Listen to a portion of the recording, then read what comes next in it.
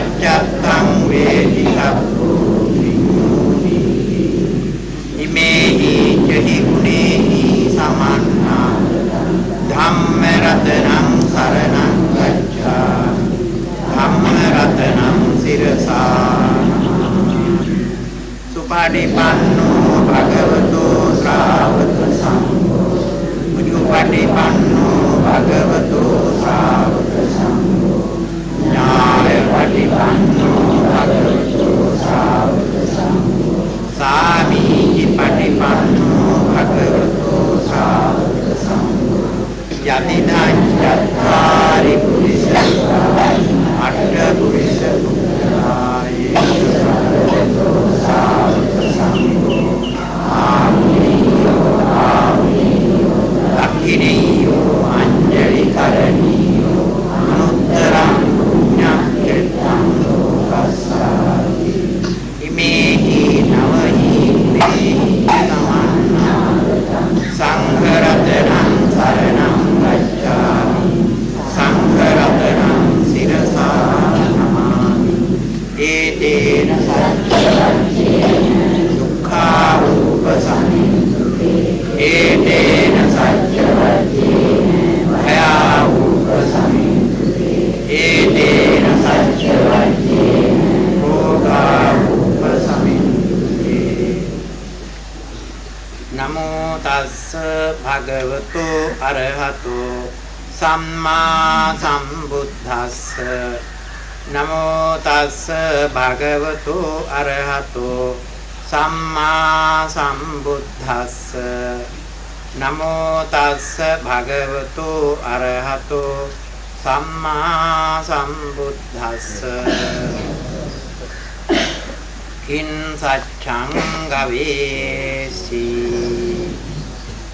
පින්වත්නි මේ සත්‍ය ගවේෂණය උඩ අප ධර්ම කරුණු රාශියක් උදේ දේශනා කරා. දැන් පින්වත්නි මේ දුක්ඛ සත්‍ය විවෘත කරන බුදුරජාණන් වහන්සේ දුක්ඛ කියලා අපිට දුක් කොටසක් පෙන්වනවා. ඒ දුක් කොටසෙන් අදහස් කරන්නේ පින්වත්නි අපේ ඉන්ද්‍රිය හරහා අපිට දැනෙන වේදනාවල් වින්දන බලාපොරොත්තු මානසිකව කායිකව අඩුපාඩු වීම ලෙඩ දුක් ඒව දුක් හැටියට බලනවා. ඒ දුක් පිළිබඳව අපි හැම කෙනෙකුටම අත්දැකීමෙන් දැනුමක් ලබා ගන්නවා.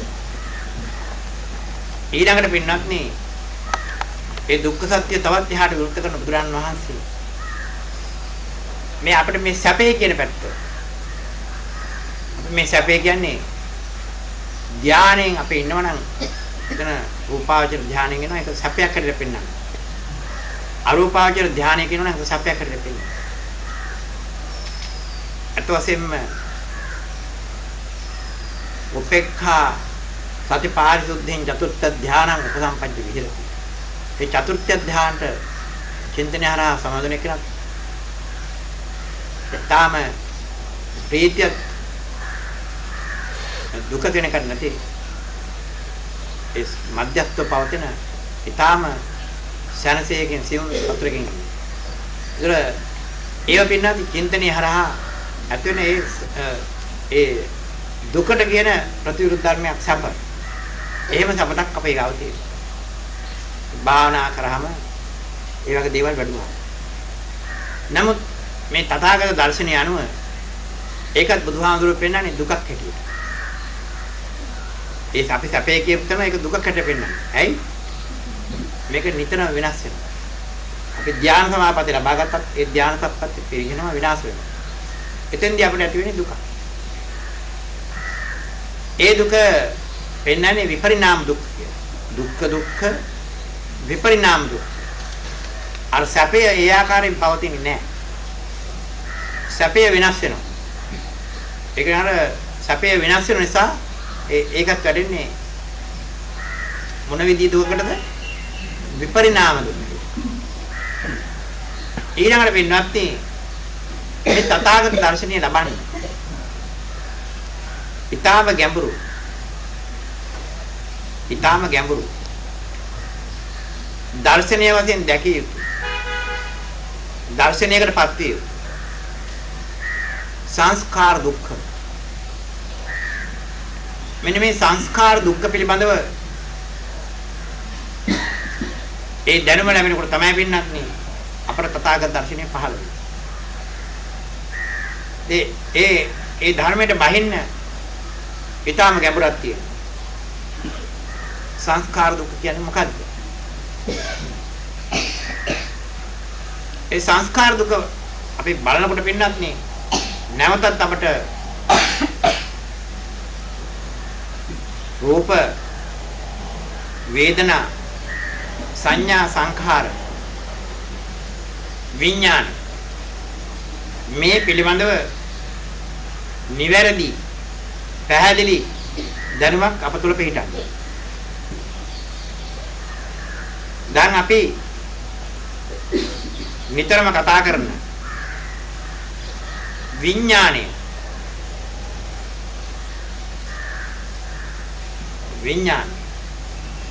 විඥානය කියන එක ධර්මයක් වශයෙන් එකක් වුණත් ස්කන්ධ වශයෙන් ගොඩක් විඥාන ස්කන්ධය. එතකොට ඒ විඥානයේ තියෙන ඇති තතුම අපි දැනගන්නවා. බණ පොතේ අපි ඉගෙනගෙන තියෙනවා කතා කරනකොට කියනවා විඥානනය කියලා දැනගන්නවට විඥානය කියලා. මනේ පහළ වෙන ධර්ම විඥානනය කියලා දැනගන්න එක විඥානය කියලා කියනවා. ඒක සාමානික ඕලාරික මට්ටම. ඒක දර්ශනයට සෑහීමකටපත් වෙන්න බෑ පින්න. දර්ශනීය ලබන සුදු වෙනකොට අත්ත වශයෙන්ම මේ විඥානය කියන්නේ මොකක්ද කියලා පැහැදිලිව පේනවා. දැන් ඔයතුන්ට මේ විඥානය කිව්වහම නොඑක් අදහස් පහළ වෙන්න පුළුවන්. විඥානයේ ස්කන්ධයක් හැටියට බුදුහාමුදුරුවෝ දේශනා කළා. විඥානය යන කුමක්ද? දැන් ඔබලට මේ ප්‍රශ්නෙට පිළිතුරු ඔබලා තුලින් පහළ වෙන්න දකින්න. දැන් විඥාණයෙන් කරන්නේ එකම දෙයයි අපේ ජීවිතේ. මොකද මේ දේ? මේ ඉන්ද්‍රිය හයින්ම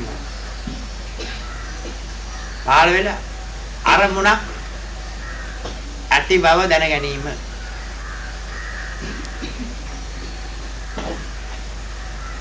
විඥානය කියලා අර්ථයෙන් පෙන්වන්නේ විඥාණයෙන් කරන දේ. ඒ විඥාණයෙන් කරන සිදු වෙන ක්‍රියාව. එතකොට අරමුණ කුමක්ද කියලා දැන ගැනීම නෙවෙයි. විඥානය කියන්නේ අරමුණ ඇති බව දැන ගැනීම. එතකොට නිකන් සාමාන්‍යයෙන් ජීවත් වෙනවා කියලා වගේ කියන්නේ. ජීවත් වෙනවා කියලා කිව්වොත් ඒක වැරදි වචනයක් දාන්න බෑ. ඒ අර්ථෙම දාන්න ඕන. අරමුණ ඇති බව දැන ගැනීම. අරමුණක් ඇති බව දැනගන්නවා කියලා කිව්වොත් අපි ඒකට විඥානය කිව්වහම ඒකත් පැහැදිලි මදි. ඒකත් පැහැදිලි වෙන්නේ නැහැ. අපි උදාහරණයක් කිව්වොත්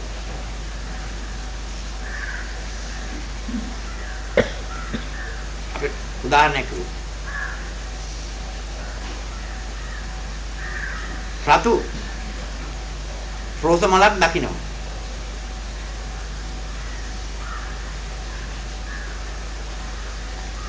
එහෙම කිව්වොත් අතන විඥාණයට ආවුන් ධර්මයේ මොකද්ද? රතු අපි මේ උදාහරණයක් පෙන්නනවා. රතු රෝස මලක් දකින්නවා. මේ කතාව කියනකොට විඥාණයට මේක මොකක්ද අහුවෙන්නේ?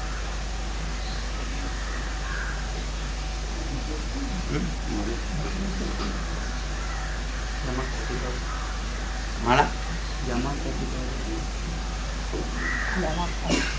යමක් කියන්නේ ඒ පහළ වෙන ධර්ම වලවම ස්කන්ධ වශයෙන් පහළනකොට ඒක පහළ වෙන ආකාරය අනුව වෙනස් වෙනවා. දැන් ඇහැට ආරම්මණයක් පහළ වෙනවා. අරමුණක් ඇති බව දැනගන්න. එපමණද?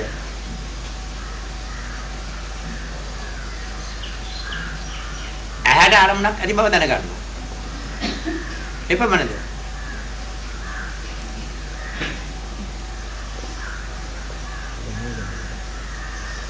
එපමණද කියලා ඇහුවා ඒ ස්කන්ධ. දැන් මලක් දකිනකොට අපි කියන්නේ ඇති වෙන එක මොකද්ද? එකම දේ. අරමුණක් ඇති බව දැනගත්තා කියන්නේ මලක් නෙවෙයි. දැන් අපි කිව්වා රතු. රෝස මල. රතු කිව්වේ මොකද්ද? ඒක මොන ස්කන්ධයටද ඇති වෙන්නේ? රතු කියන ධර්මයේ මොන ස්කන්ධයටද ඇති වෙන්නේ? ඒක වර්ණයක්. මොනවාද?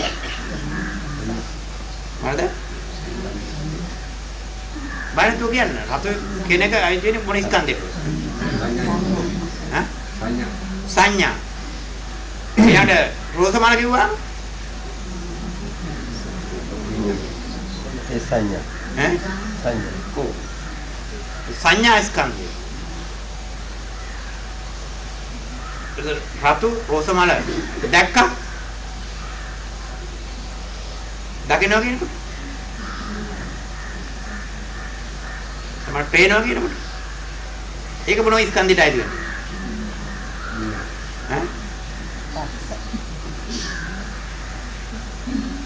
ඒ දකින්නවා කියනකොට පින්නත් නේ අන්න සංස්කාර ස්කන්ධෙට අයිති. සංස්කාර සංස්කාර ස්කන්ධය කියන එකත් ගැඹුරුයි දැන්. සංඥා ඒකට දැන් බලන්න අතු රෝස මලක් දැක්කා ගුවාම ආරම්භණයක් විතරයි විඥාණයෙන් ලබා දුන්නේ.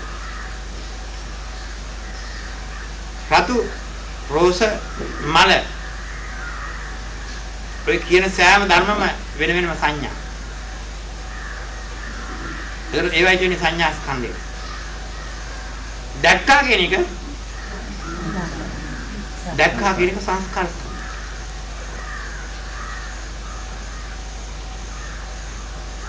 දකින්නවා කියන්නේ. ඒක ක්‍රියාවක් වශයෙන්. දැන් අපිට පැහැදිලිව පේන්න ඕන නිවන් සාක්ෂාත් කරගන්න එක්කෙනා.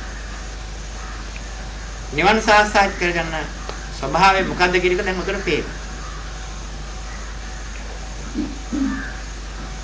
සංස්කාර. එතකොට මොන ධර්මද? දුක්ඛ දුක්ඛ විපරිණාම දුක්ඛ සංස්කාර දුක්ඛ. දැන් සංස්කාර දුක්ඛ වලින් අදහස් කරන්නේ මොකද්ද කියන එක පේනවා. මොකද්ද?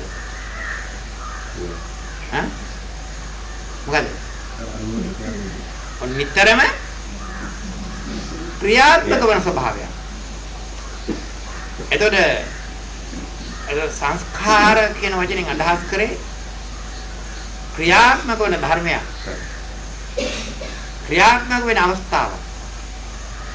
ඒ ක්‍රියාත්මක වෙන අවස්ථාව ගැන ධර්මයේ තියෙනවා සංස්කාර කියන ලක්ෂණයක් තමයි ධර්මයක් හේතුන්ගෙන් පටන් ගන්නවා. ඒ ධර්මයේ අවසානය. ඒ ස්වභාවයෙන් යුක්තයි. ඒ වගේම ක්‍රියාත්මක ස්වභාවයක්.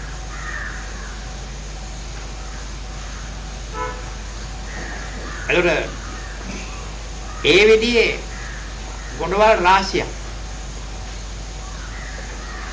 ඒ පැත්ත තමයි පින්නත් නේ දර්ශනීය පැත්ත කියන්නේ. එතකොට දර්ශනීය දකින්නවා කියනකොට දර්ශනීය පහළනකොට එතකොට චින්තනයේ හරහා සිදුවෙන සිදුවීමක් නෙවෙයි කියන්නේ. ඒක විද්‍යාත්මක සිදුවීමක්. දැන් උතුරු සාමාන්‍යයෙන් චින්තනයේ හරහා ඒක තේරෙන්නේ නැහැ. තේරෙන්නේ නැහැ කියන මම උදේ ඒක පෙන්නේ මේ විදියයි.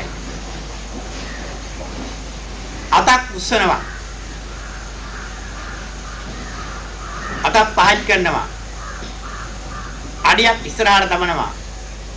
අඩියක් පස්සට තබනවා. මේ කතාවල් කිව්වට මේ හැමතැනම මේ කියපු කතාවල් තේරෙන්නේ නැහැ.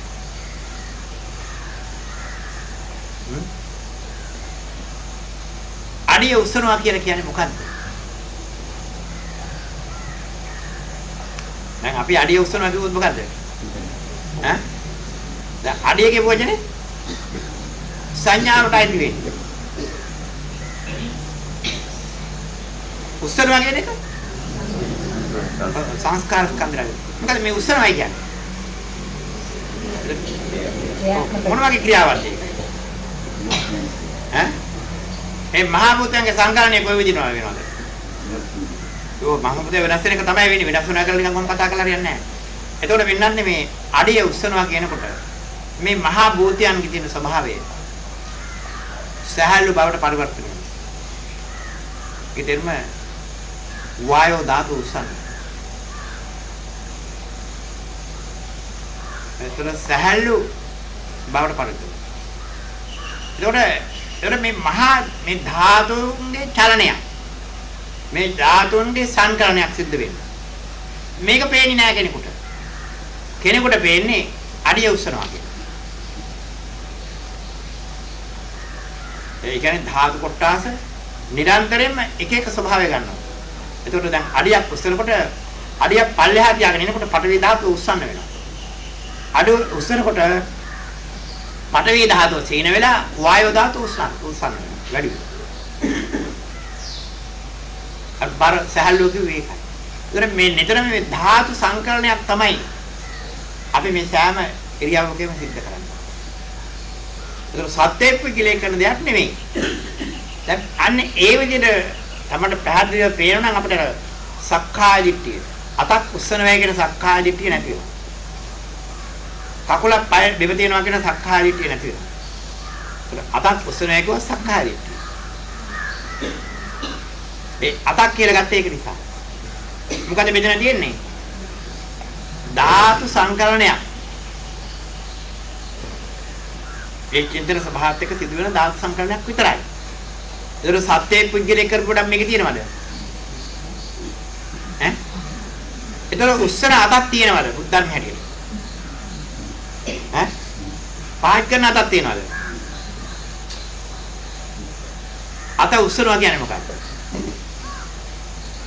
දැන් අපි මේ විද්‍යානුව බලලා අත යම් ප්‍රමාණයක දාලා අපි අත උස්සනවා. පාත් කරනවා. එතකොට බලන්න මේ එතකොට මේ පඨවි ධාතුව මේ පැත්තට වැඩි වෙනවා මේ පැත්තට වායෝ ධාතුව වැඩි වෙනවා මේ එතකොට මොකද මේ තියෙන්නේ යම් කිසි කෝණයක් ගත්තොත් ඒ කෝණේ ඉඳලා අපි උස්සන අත කියලා කිව්වොත් ඒ කෝණේ සෑම තැනක නතර වෙලා තියෙනවා මොකද්ද නතර වෙලා තියෙන්නේ අත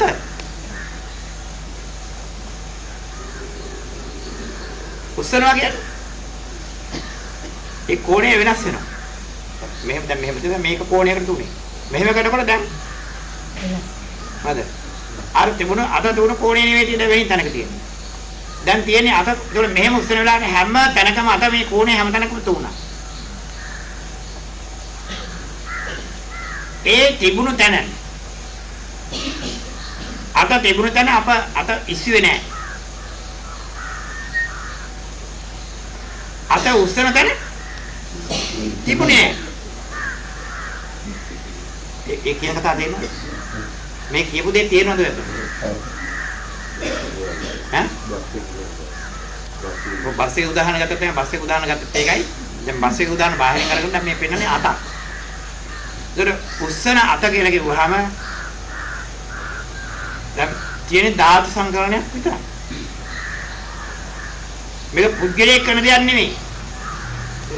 පුද්ගල ප්‍රඥාප්තියෙන් තමයි චින්තනය හරහා අපි අතක් කියලා ගත්තේ. උස්සනවා කියලා ගත්තේ.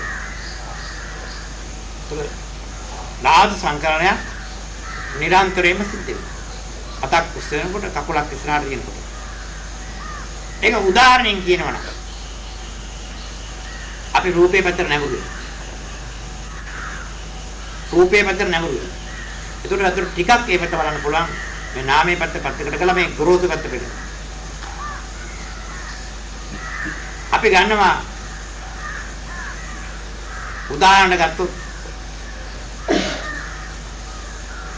මේ ගැඹුරු ධර්මයේ පෙන්වන්නත් එක්ක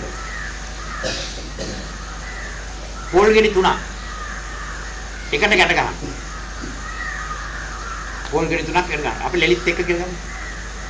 මේ උදාහරණ. මේ පොල් ගෙඩි තුන එකට ගැට ගහලා තැනක තියෙනවා. ඔතන මේක හිතන්න පුළුවන් ද කියලා බලන්න. පොල් ගෙඩි තුනක් එකට ගැට ගහලා ලෙලිත් එක්ක අපලම එක තැනක තියෙනවා. දැන් පින්වත්නි මේ පොල් ගෙඩි තුන වටේට තියෙන අවකාශය. අර පොල්ලෙල තුල අර කෙඳි අතුලත් අවකාශය තියෙනවා. ඒ පොල් කටුවේ ඇතුළෙත් අවකාශය තියෙනවා. පොල් මඩේ ඇතුළෙත් අවකාශය තියෙනවා. ඒ වතුර තියෙනවා නම් ඒ වතුර ඇතුළෙත් අවකාශය තියෙනවා. අවකාශය කියන්නේ ඉඩ. එතකොට අර පොල් ගෙඩි තුන පොළවේ තිබ්බම එතන අවකාශය. අපි මේ පොල් ගෙඩි තුන එතනින් උස්සලා වෙන තැනක තබනවා.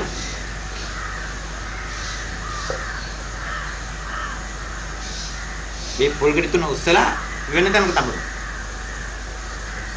දැන් ඔය යන්නේ වැටෙන්නේ කුමක්ද?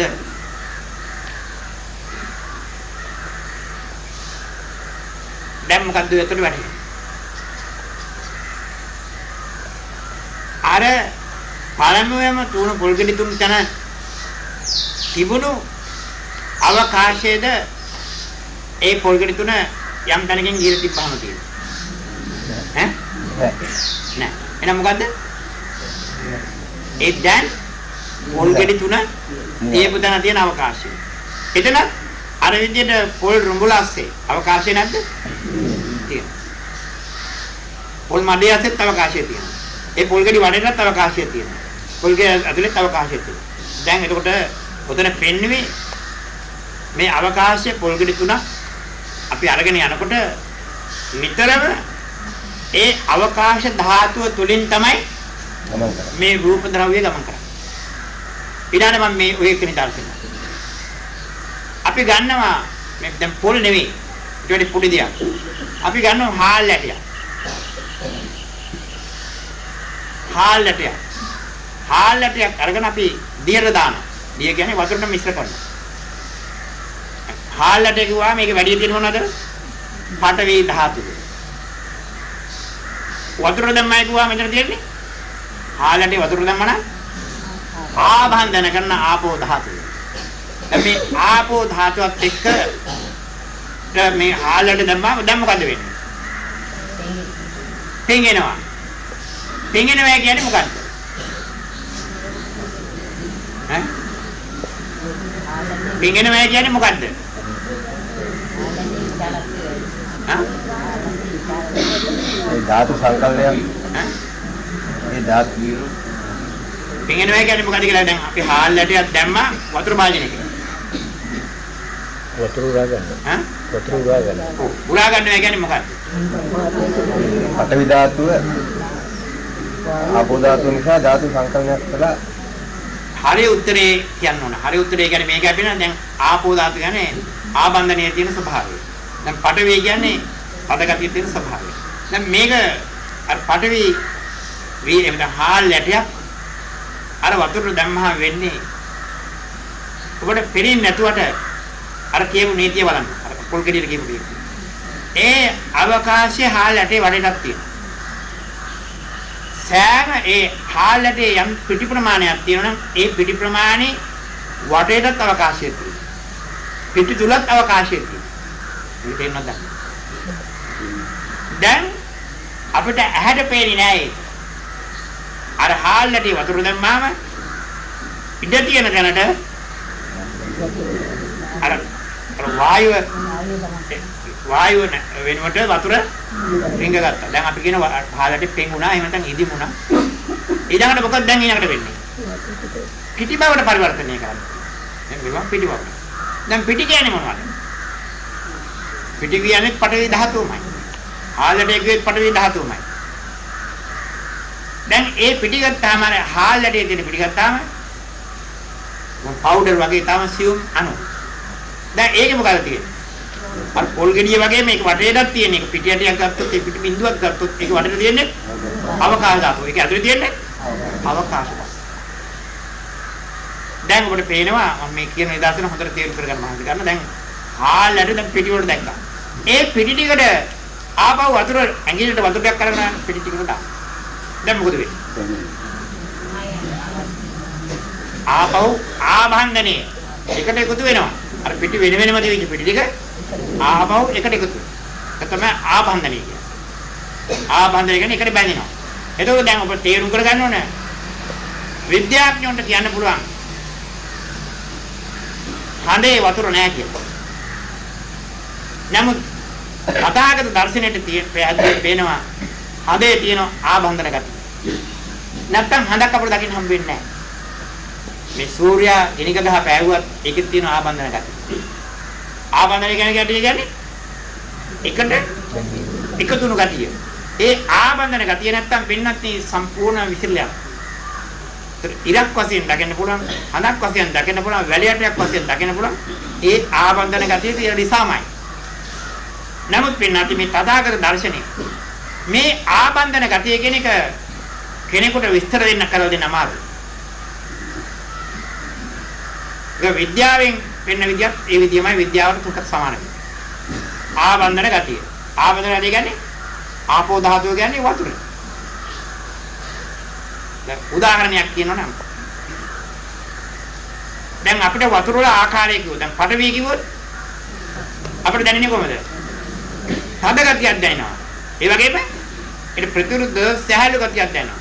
තේජෝ කිව්වොත් රස්නේ ගතියක්, උණුසුම් ගතියක් දැනෙනවා. ඒ වගේම සහැල්ලු සීත ගතියක් දැනෙනවා. ඒතර සීතය කියන්නේ මොකද්ද? සීතය කියන්නේ උෂ්ණයමයි. ඇයි එහෙම කියන්නේ? ඒක නිදර්ශනයක් කියන්න බැරිද? ඔය ඇත්තට අයිස් කැටියක් අතර තිබ්බොත් මොකෝ වෙන්නේ? අත පිලිසෙන ඔය පේනවා. ඒතර අයිස් කියනවා සීතලයි කියන්නේ. ඒතර සීතය කියලා කියන්නේ මේ උෂ්ණත්වයේ තියෙන යම් අවස්ථාවක්. ඒක පඩව කියන්නේ තද ගතිය. මේ පුළුන් ඔය හුලකට උඩ යනවා. ඒක සියුම් ගතිය. මේ ලක්ෂණ මේ පෙන්වන්නේ. මේ ටික ටික පෙන්වන්නේ ඔක ලක්ෂණ වෙන වෙනම තුනක් තියෙනවා. ඒ කෙටියෙන් පෙන්වන්නේ. ඒක ආපෝ ගතිය. වායෝ ගතිය මොකද කරන්නේ? වායෝ ගතිය කියන්නේ පිම්බෙන ගතිය, හැකිලෙන ගතිය, තල්ලු කරන ගතිය. ඒතර වායෝ ධාතුව. මෙන්න මේ කියන ධාතු කොටස්. මේ ලක්ෂණයෙන් යුක්ත. දැන් අර පිටි. දැන් පිටි වටේ තියෙන්නේ මොනවද? අවකාශ ධාතුව. ඒ තුල තියෙන්නේ අවකාශ ධාතුව. ඒතර මහා භූත එක ටිකක් ගිලගෙන තියෙනවා. දැන් අපි ගන්නවා හාල් ගෝණියක්. දැන් හාල් ඇටයක් නෙවෙයි අර විදියම සිදුව තියෙන හාල් ගෝණියක් එක තැනක තිබිලා අනිත් තැනට අරින් යනවා. දැන් ඔය බලන්න ඕන මේ අවකාශය තුලින් ඒ කියන්නේ හැටි. කොහොමද? ඒ අවකාශය ඉඩ එතන තියෙන ඉඩ එතනමයි. නමුත් එතන තියෙන ඉඩ එතනමයි. නමුත් අවකාශය තුලින් අර මහා භූත ගමන් කරනකොට මොකද වෙන්නේ? දැන් හිතන්න ඕනේ හැම හාල් ඇටයක්ම වටේටත් අවකාශය, ඒ තුලත් අවකාශය, පිටිගත්තුත් පිටිවලසත් අවකාශය, මේ හැම දෙයක් තුලින්ම ඒ එතන තියෙන අවකාශය තුලින් මෙහෙම ගමන් කරනවා. ඒ වස්තුව, ඒ ද්‍රව්‍යතාවය. දැන් මේකට දැන් මේ අවකාශය එනකොට නමක් යෙදෙනවා. දැන් මේ කියපු දැන් අවකාශය කිව්වේ ඉඩ. ඒතර යම් වස්තුවක් ගෙනනකොට ඒ වස්තුව අපි එහාට මෙහාට ගමන් කරනකොට අපි ගමන් කරන්නේ කොහොමද? අවකාශය තුලින්. ඒ අවකාශය තුලින් ගමන් කරන නිසා අපේට සම්බන්ධ අවකාශයට කියන නම මොකක්ද? අවකාශය තුලින් ගමන් කරන නිසා ඒ අවකාශයට කියන නම මොකක්ද? ඔය දන්නවද? තේරෙන්නේ? දන්නේ නැද්ද? මම කියපු දේ තේරුණාද දන්නේ? වරද්දට තේරුම් කරගන්නත් එපා. දැන් අපි යම් වස්තුවක් අවකාශය තුලින් ගමන් කරනවා. ඒතකොට මහා භූතත් ඒවා ඒ ආකාරයෙන්ම ස්වභාවයෙන් තියෙනවා. ඒ මහා භූත තුලින් අර අරූප ධර්මයේ අවකාශය එතරම් තියෙනවා ඒව තුලින් මේ ධර්ම වෙන වෙනම ගමන් කරනවා. හාල් ගෝණි යනවා වගේ. එතකොට එතන තියෙන අවකාශය එතනමයි. එතකොට මේ ශරීරයේ තියෙන කොටස් වෙන වෙනම අවකාශය තුලිනුයි ගමන් කරන්නේ. අර හාල් යටි පිගුරවහම අර ඇතුළට වතුර යනවා වගේ මේ හැම එකක්ම ඒ තුලින් ගමන් කරනවා. ඒවා අතුලින්. එතකොට පින්වත්නි ඒ අවකාශයට කියන නම මොකද්ද? ඈ? අන්න. ඈ? ආනහරි. පරිච්ඡේද අවකාශය. ඒකට තමයි පරිච්ඡේද අවකාශය කියන්නේ. පරිච්ඡේද අවකාශය කියලා කියන්නේ ඒකට. දැන් අපේ ශරීරය තුළ සෑම තැනම තියෙනවා අභ්‍යන්තරයෙන් පරිච්ඡේද අවකාශය. ඒ පරිච්ඡේද අවකාශය කියන්නේ අපි ගමන් කරනකොට ඒ පරිච්ඡේද අවකාශය එතන තියෙන අවකාශයයි තියෙන්නේ. නමුත් අපිට පේන්නේ නැහැ. අපි දැන් ගමන් කරනකොට අපි යම් තැනකට ගියා නම් අර පොල් කිනි තුන අන්තිම භාගයේ එතන තියෙන අවකාශයයි තියෙන්නේ. ඒතර අවකාශය තුලින් මේ ධාතු ගමන් මේක ටිකක් ගැඹුරු ප්‍රශ්නයක් මේ තෝරන්නේ. මේ රූප පැත්ත මේ පේන්නේ අරූප පැත්ත නෙමෙයි. දැන් මෙන්න මේ විදිහට දැන් ඔබට පේනකොට මේ විදිහට ඔබට පේනවනම් මේ සෑම ධාතුවක්ම මොකද වෙන්නේ? එකකට එකක් ඉලගෙන එකට උස්සන ස්වභාවයෙන් අර ස්වභාවයෙන් එදගෙන සීමා සහිත අවකාශ ධාතුවක් තුල නිතරම දැන් ගමන් කරනවා කියන්නේ දැන් අපි එහාට මෙහාට යනකොට මෙතන තියෙන අවකාශය මෙතනමයි. අර පොල් ගෙඩියෙන් පෙන්වෙත් ඒකයි. නමුත් අපි ඊළඟට යනකොට එතන තියෙන අවකාශයයි මෙතන තියෙන්නේ. ඒකට මේ ශරීරය තුලින් මේක මොකද වෙන්නේ? මේ සෑම අණුවක්ම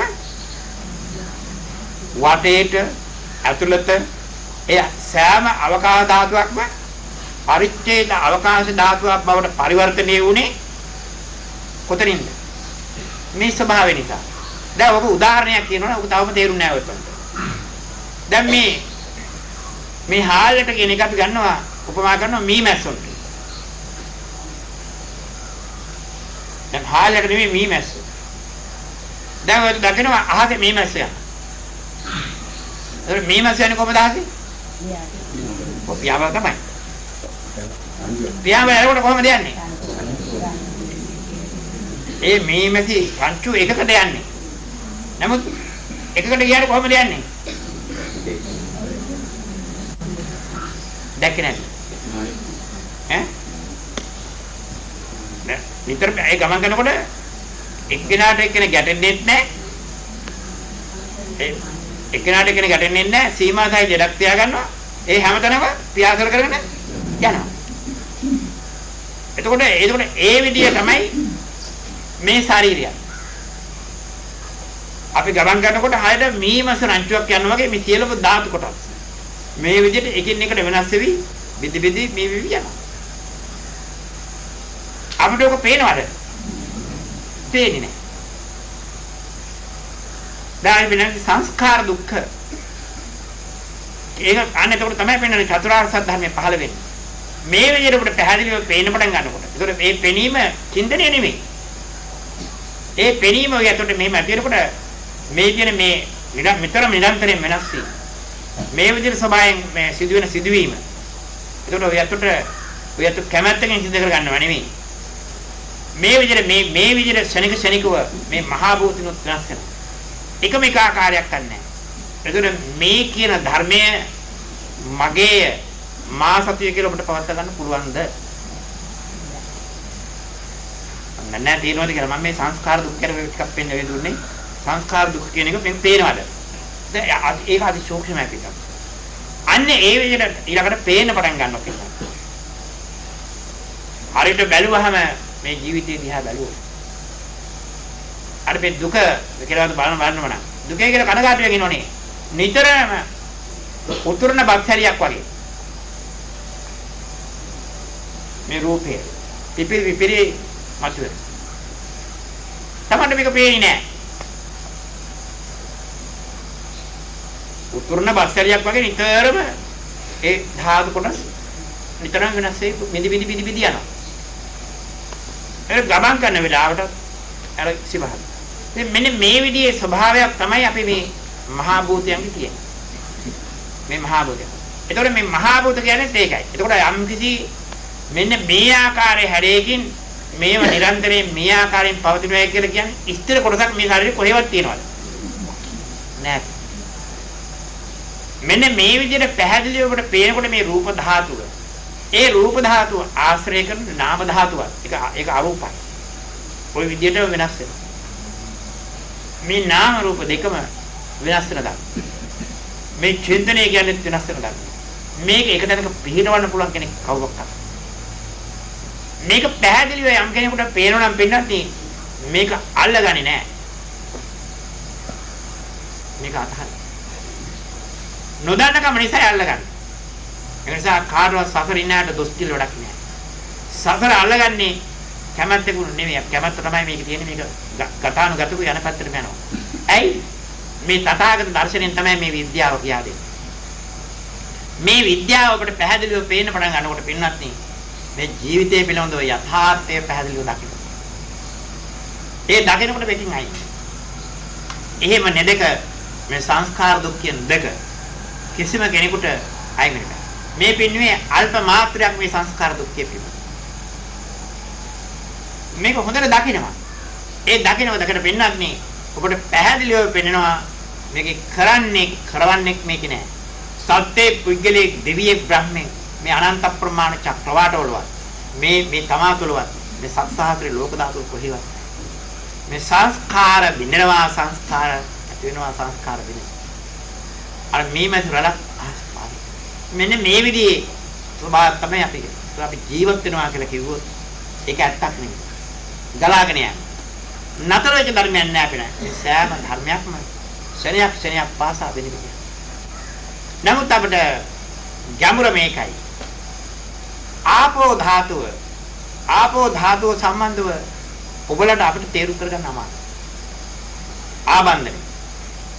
දැන් උදාහරණයක් කියනවනම් දැන් පටවිය කිව්වොත් ඒතර තද ගතිය කියලා ගන්න පුළුවන්. නැත්නම් සහැල්ලු ගතිය කියලා ගන්න පුළුවන්. තේජෝ ධාතුවක උෂ්ණය කියලා ගන්න පුළුවන්. සීතලය කියලා ගන්න පුළුවන්. වායෝ ධාතුවක පිම්මෙන ගතිය ගන්න පුළුවන්, හැකලන ගතිය ගන්න පුළුවන්, කල්ලු කරන ගතිය ගන්න. දැන් මේ තුන යමක් ඔබට හැඳින්වන්න පෙන්වන්න පුළුවන්. මේ ඉන්ද්‍රයට ගෝචර වෙනවා. ආපෝ ධාතුව සම්බන්ධව ඒකට කොහොමද කියන්න පුළුවන්? උදාහරණයක්. දැන් ආපෝ ගතිය වැඩිම තියෙන්නේ වතුරේ. ආබන්ධ ගතිය. වතුර වීදුරුවක්.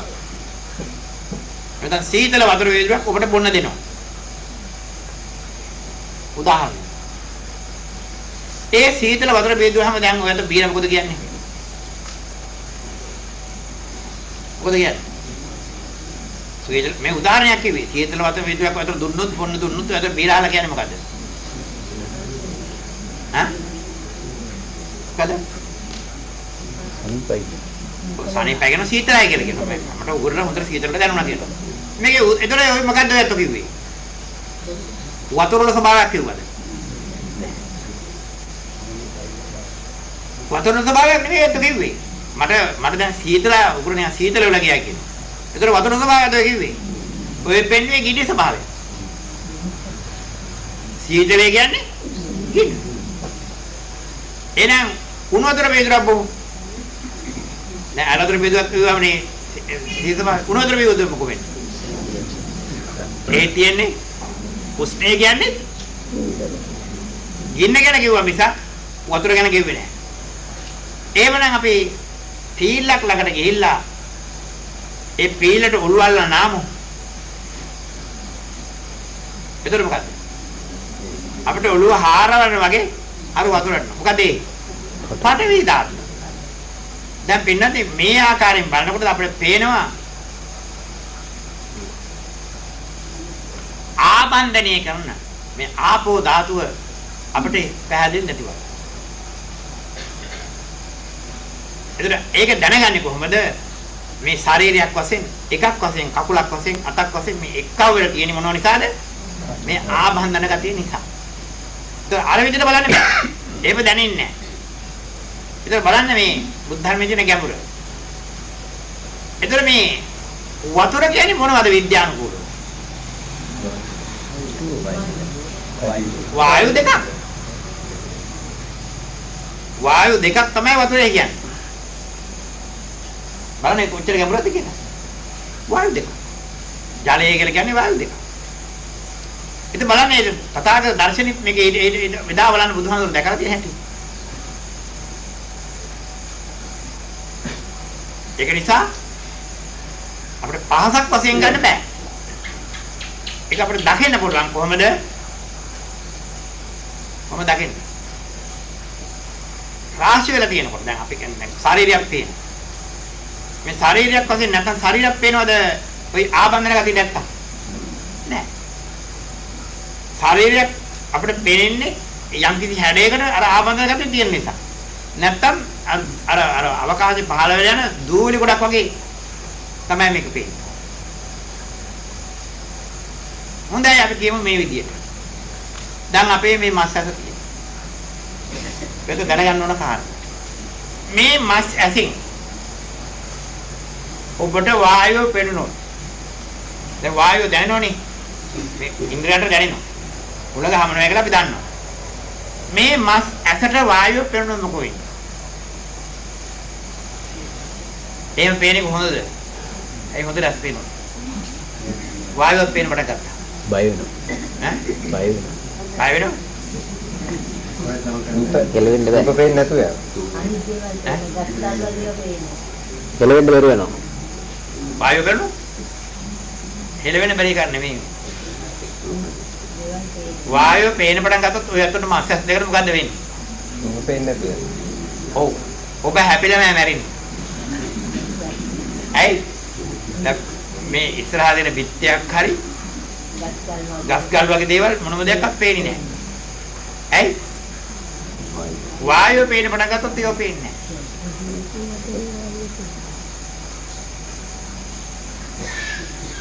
මේකයි දින පස්සේ. දැන් ඒ වලට තේරෙන්නේ නැහැ මේක උදාහරණේ. දාරෝ අප තවත් එහාට යනකොට මේකයි. යම් කිසි වස්තුවක් යම් කිසි ද්‍රව්‍යතාවයක් දැන් වායුවක් ආලෝකයේ බවට පරිවර්තනය වෙනවා නම් එතකොට ඔබට මේ වස්තුව දකින්න පුළුවන්. එහෙම වස්තුවක් දකින්න බෑ. ඒක විද්‍යාව. ඒක දර්ශනත් තියෙනවා. ඒකට දැන් බුදුහාමුදුරුවෝ ආලෝකෝ උදපාදි චක්කම් උදපාදි ඥානං උදපාදි පඤ්ඤා උදපාදි විද්‍යා උදපාදි ආලෝකෝ උදපාදි ආලෝකය පහළ වුණා. ආලෝකය පහළ නැහැ කියන්නේ කොහොමද? දෙයක් වස්තුවක් දකින්න පුළුවන්ද? පුළුවන්ද? දැක් කියලා කියන්නේ නිකන් මේ එන්නේ කොන බලලා කියනවා. දැන් මේ කියපු දර්ශනය අරගෙන කතා කරනවද නිකන් කියනවා. ඈ ආලෝකයක් දකිනවා නම් වස්තුවක් දකින්න පුළුවන්ද කියලා හදුවේ. මේක ප්‍රශ්නයක් වෙන්න. ඈ? ඈ? ඒක වෙනම කතාවක්. වස්තුවක තියෙන සෙවණැල්ල අපිට පැහැදිලිව ගැටෙනවා. මම අහන්නේ ඒක නෙමෙයි.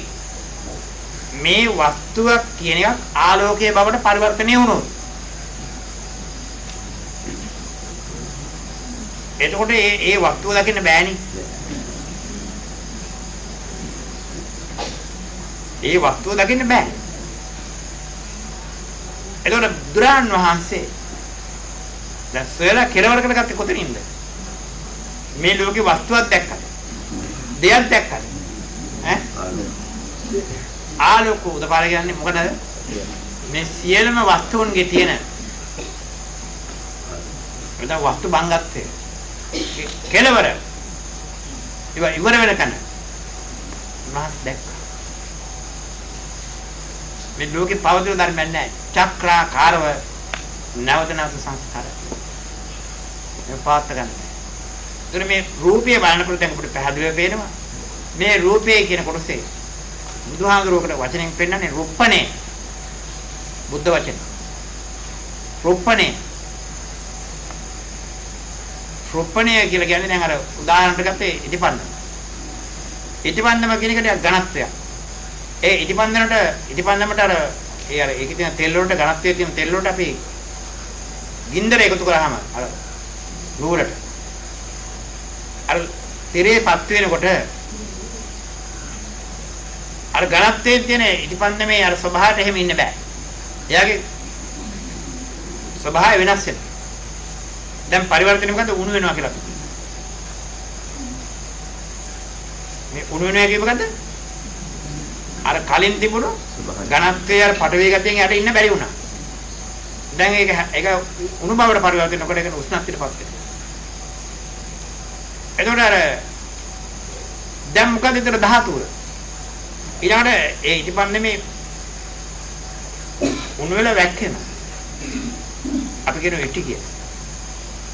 දැන් පින්නත් රුප්පණය කියලා කියන්නේ මොකද්ද? අර ඉටි උණු වෙලා වැක්කෙන එකද? ඉටි දැන් අර ඉටිපන්දම ගෙන තිබ්බාම ඉටි උණු වෙලා වැක්කෙනද රුප්පණය කියලා කියන්නේ. ඈ? එච්චර ඉටි උණු වෙලා වෙනස් වෙලා තවත් ධර්මයකට හැරෙන්නේ නැහැ පින්නත්. ඒක වෙන කතාවක්. ඒ රුප්පණේ ඵලය. නිතරම තියෙන්නේ ඒ ධර්මයේ ප්‍රතිවිරුද්ධ ධර්මයෙන් වෙන ආකාරයක හැඩය ගන්නවා. ඒතර මේ ධර්ම මේ ජීවිතයේ මේ රූපස්කන්ධය ගත්තාම ඒ රූපස්කන්ධයේ තියෙන ධර්ම අනුව එක එක හැඩ ගන්නවා. මේ එක එක හැඩ ගන්නම නිසා තමයි මහා භූත කියන්නේ. මේ මහා භූතය වෙන භූතයක් මේක නෑ මේ තියෙන මහා භූතම. මේ මහා භූතයේ ආකාරය මේ ආකාරයෙන් තියෙනවා කියන්නේ. මේ ශරීරය අපේ හැදෙලා තියෙන මොනවද? මහා භූත. මේ මහා භූත වලින් හැදිච්ච ශරීරේ ඔබට එක එල් එක නිශ්චයක් තියන්න බෑ. මෙන්න මේ ආකාරයෙන්. දුර්තේන මේක මගේ ශරීරයක්. ඔබේ ශරීරයක්. තවත් කෙනෙකුගේ ශරීරයක් කියන ශරීරයක් මේක තියෙනවා. ඒතර ශරීරය කියන අර්ථය මොකද්ද? දැන් වැලියටයක් කො ශරීරය. කිස් ගහක් කිව්වා ශරීරය. දතක් මස්සදලක් කොත් ඒක ශරීරය. ශරීරය කියන අර්ථය තියෙනවා. නමුත් ශරීරය කාගේද? ආධිකාරියක් ඉන්නවා. ආධිකාරිය කවුද? මහා බුදු. දැන් මේ විදිහට පින්වත්නි ඔඩ රූපය පිළිබඳව ඔය සංස්කාර ස්වභාවයට බලනවා නම් මේ උබේ තියෙන ඝනත්වය මේ ඝනත්වය නෑ. මේ ඝනත්වය තුනී වෙනවා. ඒතර දර්ශනීය දකින කෙනාට මේ මහා භූත සම්බන්ධව ඔය විදිහට බැලීමක් අවශ්‍යයි. සංස්කාර දුක්ඛය. ඒක නැත්තම් අතක් කුස්සනවා, පයක් කුස්සනවා, අඩිය ඉස්සරහට තියනවා. ඒක ඒ හැම කතාවකදීම සක්කායයි. සත්‍යය තමයි සත්‍යයේ කකුල, සත්‍යයේ කකුල තමයි රිදෙන්නේ. සත්‍යය තමයි අත උස්සන්නේ. ඒතර නිවනක් නැහැ පින්නා. සත්‍යය කියන්නේ මේක දැඩි කොට අල්ලගන්න. මගේ යට කිව්වම දැඩි කොට අල්ලගන්න. ධාතු කිව්වොත් මගේ ඒක අල්ලගන්නේ නැහැ. ධාතු ඇයි? බසත තුල විතර තවංගේ නෙමෙයි. ඒ විදිහට පේනනම් ඔබ අල්ලන්නේ නැහැ. ඒක චින්තනිය උතරින් අයින් වෙනවා. ඒක දර්ශනීය පැත්තට බැරවෙනවා. දැන් ඔබට පෙන්වන්නේ සංස්කාර දුක්ඛය විවෘත කරනකොට ඊටාම ගැඹුරුයි. ඊටාම ගැඹුරු මාධ්‍යය. ඒකෝනේ ඒ ධර්මත් ඔබට දකින්න පුළුවන් වෙනවා. මේක මම කිව්වා කියලා විශ්වාස කිරීමක් නෙමෙයි. ඒ විශ්වාසයෙන් ඇති වැඩක් නැහැ. ඒ විශ්වාසය කරන සෑම තැනකම ඔය අතට පෙන්වලා ඇති සැකේදී. සැකේ කියන එක නිවනට බාධාවක්. ඒක විශ්වාසය කරනවා නම් විශ්වාසයක් නිවනට බාධාවක්. සැකය නිවනට බාධාවක් න ะ විශ්වාසය නිවනට බාධාවක්. ඇයි? විශ්වාසය තියෙනවා සැකේ උපදින. එතන විශ්වාසයෙන් පිළිගන්න ධර්මයක් නෙමෙයි මේ. මේක තමයි පැහැදිලිව පේන ධර්ම. මේ සෑම කෙනෙකුටම මේක විරුද්ධ කරුවට පැහැදිලිව පේන පටන් ගන්නවා. වෙනකොට දැන් ඔබලාට ඇති වෙන සැනසීම, සහජභාවය, බය නැතිභාවය, ඉදිරියට යන්න පුළුවන් ගතිය මොනවද මේ සත්‍යයේ තියෙන බලය. දැන් ඔබලාට ඒතර විශාල සැනසීමක් තියෙනවා. මේක මේ අපි හිතන් ඉන්නේ තරමේ මේක අල්ලගෙන බදාගෙන Tamanට ඕන තැනක ගෙනියන්න පුළුවන්. Tamanගේ කැමැත්තක් අනුව පවත්වන්න පුළුවන්. මේ කිසි දහමක් Taman තුල නැති බව කියනවා. කිසිම දහමක් Taman තුල නැහැ. එහෙම පවත්වන්න පුළුවන්. ඒතර මේක නිතරම විපරිණාමයෙන් යුක්තයි. වෙනස් වීම වල ස්වභාවයෙන් යුක්තයි. මෙවැනි ධර්මයක් අපි අරගෙන මගේ මගේ මම කියන අර්ථ අපි ප්‍රකාශ කරන එක මහාම බරපතල වරදක්. එතකොට පින්වත්නි මෙන්න මේ කියන සංස්කාර වලට දෙවියන්ගේවත් ආශිර්වාද ලැබෙයිද?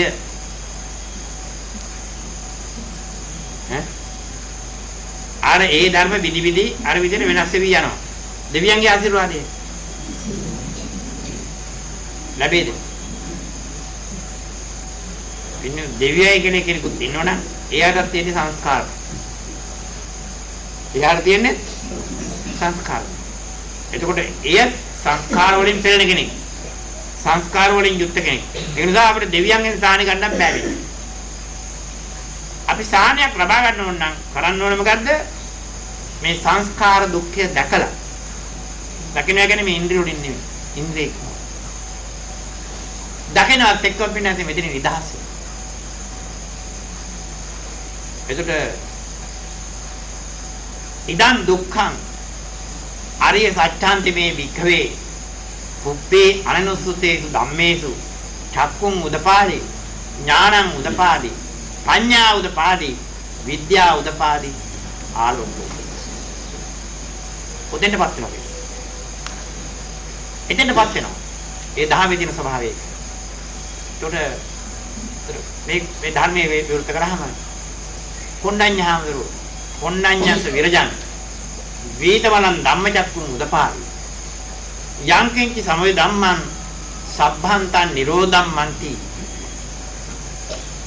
නුවණ මුකරාගිය කෙලෙස් අඩු කොණ්ඩඤ්ඤ කියන මේ තනත්තට මේ ධර්මයේ පහළ වුණා. මොනද පහළ වුනේ? කොණ්ඩඤ්ඤස විරජං වීතමලං. විරජ කියන්නේ රාජස් අඩු කෙලෙස් අඩු. වීතමල කෙලෙස් නැති. දූවිලි කෙලෙස් දූවිලි නැති. විරජං වීතමලං කෙලෙස් දූවිලි නැති. ධම්ම චක්කුං උදපාදේ. දහම් අස පහළ. මොකද පාරණ ධර්මද? යංකින්චි සමුදය ධම්මං සබ්බන්තං නිරෝධ ධම්මං. හේතුන්ගෙන් හටගත් ධර්මයක් තියෙනවා නම් නැති වෙන සුළුය කියලා දැක්ක. හේතුන්ගෙන් හටගත් යම් ධර්මයක් තියෙනවා නම් නැති වෙන සුළුය කියලා දැක්ක.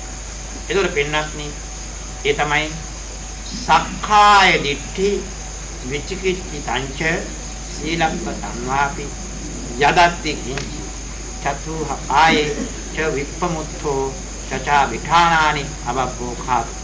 ඔයි රතන සූත්‍රය. මොකද වෙන්නේ? එතෙන්දි නැති වුණා මේ දහම් මත පාවලහම සක්කාය දිට්ඨිය නැති වුණා. සත්‍යේ පුද්ගලයක් දැක්කේ නැහැ. දුරසකේ සම්පූර්ණ නැති වුණා විචිකිච්ඡාව නැහැ. සත්‍යේ පුද්ගලයක් නැති බව දන්න දැන්.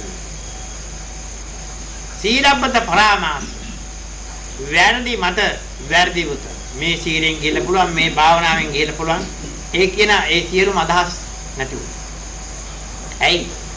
ඒ Taman තථාගත දර්ශනයටපත් වුණා. සීලබ්බත පරාමාසයට. සක්කාය දිට්ඨි විචිකිච්ඡාංච සීලබ්බතන් වාපි යදත්ති කිංචි කියන්නේ මේ ඉන්ද්‍රිය අරහා තවත් දෘෂ්ටි තියෙනවා නම් ඒ දෘෂ්ටි සියල්ලටම Tamanට උත්තර ලැබුණා දර්ශනේ. සතර අපායෙන් නිදහස් වුණා. ඒ කියන්නේ සතර අපායෙන් නිදහස් වුණා කියන්නේ උප්පත්ති ජරා ව්‍යාධි මරණය ජයගත්තා. පළවෙනි දර්ශනේ. ඉතින් එවැනි නිර්මල ධර්මයක් තමා තුළින් මතුවෙනවා. අනුන්ගෙන් අහලා කටපාඩම් කරලා කියනවා නෙමෙයි පින්නවා. Taman මේ දර්ශනයටපත් වෙනකොට Tamanට ඇති වෙන සැනසීම නෙවෙයි. අපි කොහොමද කියන්නේ? කොහොමද විස්තර කරන්නේ? ඉතින් මේ තථාගත දර්ශනය අපි අහන්නේ. තථාගත දර්ශනය අහන්නේ. ඒ ඇහිමෙන් තමයි අපිට සැනසීම ලැබෙන්නේ. අහන්නේ මොනවද? කොහොමද ලැබෙන්නේ? ඒ ප්‍රශ්න දැන් ආලවක සූත්‍රයේදී ඒක තියෙනවා. ආලවක යක්ෂයා තථාගත සම්මා සම්බුදුරන් වහන්සේගෙන් අහනවා. කතංසු ලබතේ පඤ්ඤා. ප්‍රඥාව ලබන්නේ කොහොමද? ප්‍රඥාව කියන්නේ මේ සියලු දුක් වලින් ඈතර වෙලා ලබන දේ. ඒතර බුදුරන් වහන්සේ ඒක විවෘත කරනවා. සුසාලපතේ පඤ්ඤා. ඇසීමෙන් ප්‍රඥාව ලබනවා. කොහොමද ඇසීමෙන් ප්‍රඥාව ලබන්නේ? ඇසීමෙන් ප්‍රඥාව ලැබෙන්නේ පින්නත් හැම දෙයක්ම අහලා නෙමෙයි. සත්‍යං ධම්මෝ දිටීචාග. සත්‍ය ධර්මය දිටීචාගය. විතර ධර්ම කරුණු හතරක් කියන්නේ. සත්‍ය. යන ධර්මයේ ද්විතීය ඡාගය. ද්විතීය කියන්නේ. ද්විතීය ඡාග. ඔය කියන ධර්ම පින්නත් නේ ලෞකිකයි. ද්විතීය ඡාග. ද්විතීය කියන්නේ මොකද්ද? ඉවසීම. ඡාග කියන්නේ පරිත්‍යාගය. මේ දෙක ලෝකෝත්තර නෙමෙයි. ලෞකික ධර්ම මෙලොව. ඒතකොට මෙලොව තියෙන්න ඕන උමනා කරන ධර්ම නිවන් දකින්න එක්කෙනාට උමනා කරන ධර්ම දෙකයි මේක වෙන්නේ. මොකක්ද තියෙන්න ඕන? ඉවසීම තියෙන්න ඕන. පරිත්‍යාගය තියෙන්න. ඒ මෙලොව පරලොවට සත්‍යං ධර්ම. සත්‍ය ධර්ම. ඒතර සත්‍ය ධර්මය. ඒතර මේ එහාට ධර්ම නැහැ වෙන්නවා. ඒ නිසා බුදුහාමුදුරුවෝ කියනවා අර ආලෝකයකට ඉංග අඤ්ඤය පුච්චස්සු. යක්ෂය ඔබට තවත් සැකනම් ඉංග අඤ්ඤය පුච්චස්සු තවත් සමන බ්‍රාහ්මණයෝ මේ ලෝකේ ඉන්නවා. ඒගොල්ලන්ගෙන ගිහිල්ලා අහලා බලන්න. ඉතින් පින්නත් නේ බුදුහාමුදුරුවෝ පෙන්නපු ධර්මයේ තවත් දෙයක් බලාපොරොත්තු මේකන ආලෝක යක්ෂරත් ඒ චතුරාර්ය සත්‍ය ධර්මයේ දැක්කා. මේක ලෝකෙ හැම වෙලේ තියන්න ඕන. ඒක නෑ බුදුහාමුදුරුවෝ එහෙම කතාවක් වෙන්නේ. බුදුහාමුදුරන්ට අවශ්‍ය වුණා ඒ ආලෝක යක්ෂට නිවන් සාක්ෂාත් කරගවත් බව ඒ යකා තුලින්ම මතු කරවන්න. ඒක නිසා මේ කතාව කිව්වේ. ඉංග අඤ්ඤය පුච්චස්සු පුත්සමන බ්‍රාහ්මණ යක්ෂය තොපට මේක තවත් සැකනම් සත්‍ය ධර්මය ඉවසීමයි පරිත්‍යාගයයි. මේ කියන ධර්ම හතර සැකනම් මෙලොව පරලොවට තියෙන ධර්මයක නම් තවත් සමන බ්‍රාහ්මණයෝ ඉන්නවා. ඒගොල්ලන් ගිහිලා බලන්න. ඒතකොට යක්ෂයා කියනවා දැන් බුදුහාමුදුරුවෝ මේ ඇවි මොකටද මේ ඒ යක්ෂයාගේ තියෙන උතුම් ගුණය මතු කළ ලෝකෙට පෙන්නන. ඒ කියන්නේ යක්ෂයාත් මේ ධර්මයේ පිළිටු බව පෙන්නන. ඒකට දැන් බුදුහාමුදුරුවෝ මේ කතාව කිව්වහම ආලෝක යක්ෂයා කියනවා Tamanට සිද්ධ වෙච්ච දේ. කතන්තු දානි පුච්චස්සු බුදුසමන බ්‍රාහ්මණ තවත් සමන බ්‍රාහ්මණයාගෙන් මම ප්‍රශ්න අහන්නේ ඇයි? තවත් සමන බ්‍රාහ්මණයාගෙන් මම ප්‍රශ්න අහන්නේ ඇයි? මට අහන්න අවශ්‍ය නැහැ. අද යමක් මම පරිත්‍යාග කරා නම් ඒ පරිත්‍යාගයේ ප්‍රතිඵල අද මම නෙලා ගන්නවා. යත්ත දින්නම් මහත් ඵලක්. ඉතින් පින්නත් ඒකට කල්පනා කරනවා දානයක් තුන්. අර හස්තාලවක යකා බිල්ලට ගෙන ආපුවේ හස්තාලවක දුන්නා. එහෙම නැත්නම් බුදුහාමුදුරන්ට අර ආලෝකයක්සට හම්බුන බත් හැලිය දුන්නා. ඔයත් කල්පනා කරන්නේ. ඔතන එකක් අන්න නෙවෙයි දුන්නේ. යත්ත දින්නම් මහත් ඵලක්. මොනවද දුන්නේ? බුදුහාමුදුරන්ට දුන්නේ මොනවද? බුදුහාමුදුරු ළඟට යන නම් පින්නන්නේ මේ ඉන්ද්‍රිය පහ මනත් එක්ක අපි පරිත්‍යාග කරනවා. ඊට පස්සේ බුදුන් අපල කරනවා. මෙන්න මේ ඉන්ද්‍රිය පහයි මනසයි මේ සංසාරේ ගෝර සංසාරේ දිගටම ගෙනිච්ච මේක පරිත්‍යාග කරනවා. ලැබුවේ බල තමයි බුදුහාමුදුරුවෝ. Tamanට බුදුන් පහල වුණා. ඒක තේරුම් කරගන්න කවදාද ඔබට බුදුන් පහල වෙන්නේ මේ ඉන්ද්‍රියයන් දහස් වුණා. එහෙම නැත්නම් බුදුන් පහල වෙන්නේ. එහෙනම් මරන්න බෑ. මැරෙන්නේ මේ ඉන්ද්‍රිය පහ මනත් එක්ක. ඒක මේ ජීවිතේදීම උත්තරීතර ශ්‍රේෂ්ඨ ප්‍රඥා ගෝචර ධර්මයක් ඔබලා හැමේ ලැබුවේ. ඔබලා හරි වාසනාවන්තයි. මේ ධර්මයේ අහන්න ලැබෙනවා නම් පින්නත් සතර අපායක් යතට පේන්නේ නෑ පින්නත්. එක බණපදයක් ඇහුවොත් මේ ධර්මයෙන් එක බණපදයක් අහලා තමන්ගේ හිතේ පිරුණම් ඒකේ ආනිසංස ගෞතම බුදුහාමුදුරුවෝ කියනවා මේ මහා භද්‍ර කල්පයේ තුල ඒකට කකුසඳ කෝණාගම කාශ්‍යප දැන් බුදුරණන් වහන්සේ ගත්තාම ගෞතම බුදුරණන් මම පළමුවෙන් බුද්ධ කියන ගුණය ලබා ගන්න දීපංකර පාද මෝරේ ඒ විවරණ ලබාගත් දවස් ඉඳලා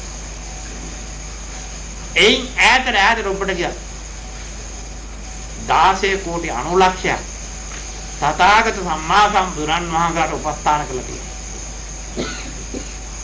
ඒක සාමාන්‍ය කතාවක්. ඒතකොට මම දාන මාන දීලා මම අතාවයෙන් කරන මම සිල් සමාදන් වෙලා දාන මාන දීලා බෝධිසත්වයෙක් වශයෙන් මම මේ කරගත්තු පුදුරස්කන්ධය ගත්තාම ඒ ස්කන්ධ පුදුරස්කන්ධය කොච්චරද කියලා කියන්න බෑ. ඒ කුසලස්කන්ධය උන්වහන්සේ කියනවා ඒ කුසලස්කන්ධය අලගෝකටත් තියන්න බෑ. මෙන්න මේ ධර්මයේ මේ බණපදයක් අහලා මේ ලෝක සත්‍යයට තේරුම් කරලා දෙනවනම් Taman තේරුම් කරගන්නවා නම් ඒකෙන් ලැබෙන ඒ පුණ්‍යස්කන්ධය අර පුණ්‍යස්කන්ධයට අලගුවක්වත් තියන්න බෑ කියලා උත්තර බුදුහාමුදුරුවෝ. ඒක නිසා පින්නත් මේ ධර්මයේ දැනගෙන ධර්මයේ විරුද්ධ කරාමත් ඉතාම වටිනවා. ඒ ධර්මයේ විරුද්ධ කරන වගේම සත්‍ය විරුද්ධ කරන්නත් අවශ්‍යයි.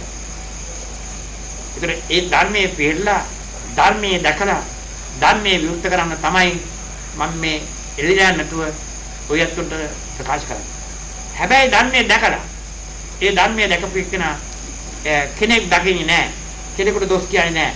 කෙනෙක් අපහාසයට පත් කරන්නේ නැහැ. Taman කැපිලා පේන්නේ නැහැ. ඒ කියන ලක්ෂණ නෙමෙයි පින්නත් නේ. හරියට පාපිස්සක් වගේ. හැබැයි පාපිස්සක් වගේ වුණත් පින්නත් නේ මේ ධර්මයේ සාක්ෂ්‍ය සිංහයි. හොඳට තේරුම් කරගන්න. පාපිස්සක් වගේ වුණත් මේ ධර්මයේ සාක්ෂ්‍ය සිංහයි. කාටවත් බය සැක නැහැ පින්නත්.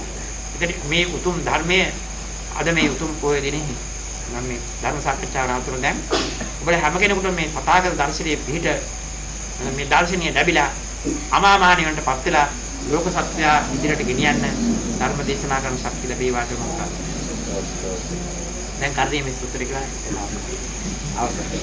නමෝ තස්ස භගවතු වරහතෝ සම්මා සම්බුද්දස්ස. නමෝ තස්ස භගවතු වරහතෝ සම්මා සම්බුද්දස්ස. නමෝ තස්ස භගවතු වරහතෝ සම්මා සම්බුද්දස්ස. කරණීයමත්ත කුසලේන සක්ඛෝ ජෝච සෝජෝච සුවචෝ චස්ස වන්තිමා සන්තුස්ස භෝජ සුභරෝච අප්පතිච්ඡෝච සල්ලවෝති සම්තේන්ද්‍රයෝ ජනිකෝච අපගම්මෝ ලේස්වරණ නටකුත්ථං සමාචරේ කිච්චේ උපවදේයෝ විනෝමාකේ සම්පේ සත්තාවං සුතං ඒකේ ඥාන බුද්දසී තසවාතාවරා අනවසේ සාදීකාවයි මාන්තාවා මහිමාරස්සකාන්ත දුරා කිත්තාවයි ආදීකායේ චුරේ වසන්ති අදිකුරේ කුත්තාවා සංවේසීවා සබ්බේ සත්තාවන්තු සුඛිතාන අපරෝ කරන්ති බුද්දේ ඥාපි මඤ්ඤේත පත්තිනං කන්ති යාරෝ සමාපටි සංඥානාඤ්ඤ මඤ්ඤස්ස දුක්ඛ විච්ඡේය ආකායතානිය බුද්ධං ආසායේ බුද්ධං රාකේ එවං තත්ත බුද්දේ සුමාන සංඛාවේ